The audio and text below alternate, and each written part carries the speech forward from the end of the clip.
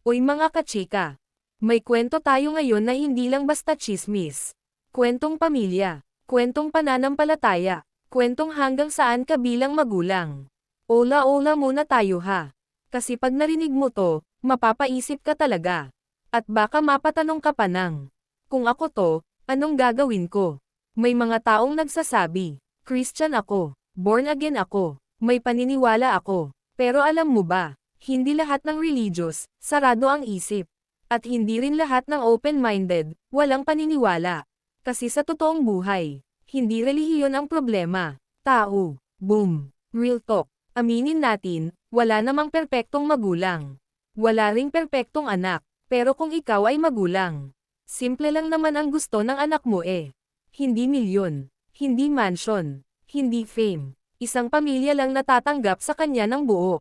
Hindi yung, anak kita. Pero, ay nako. Pag may, pero, parang kontrata yan na may fine print.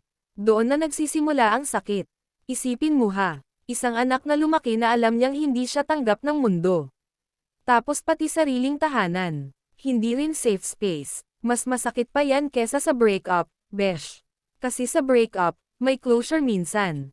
Pero pag pamilya ang tumalikod, habang buhay mong dala yan, kahit gaano kakatapang sa labas. Pag pamilya na ang umayaw, iba ang tama, tahimik pero malalim. At dito nagiging komplikado ang lahat. Kasi hindi lang to basta usapin ng magulang at anak.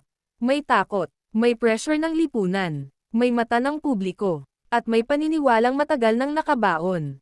Minsan, hindi dahil ayaw mo sa anak mo, kundi dahil hindi mo alam kung paano siya tatanggapin. Pero tanong, kasalanan ba yon ng anak? O responsibilidad ng magulang na matutong umunawa? Ayan ha, mas masakit yan pag pinag-isipan. At eto na nga, isang kilalang personalidad sa showbiz ang nasangkot sa usaping to. May anak, nagdesisyon ang anak kung sino siya. At dahil doon, unti-unting naputol ang ugnayan ng mag-ina. Hindi ito haka-haka, hindi rin ito fake news. Mismong kwento na umikot at nag-viral. So tanong ko sa inyo, mga kachika, kung ikaw ang magulang, pipiliin mo ba ang paniniwala mo? O, pipiliin mo ang anak mo? Walang tamang sagot, pero may mga desisyong may habang buhay na epekto. Comment muna ha, babalikan natin yan.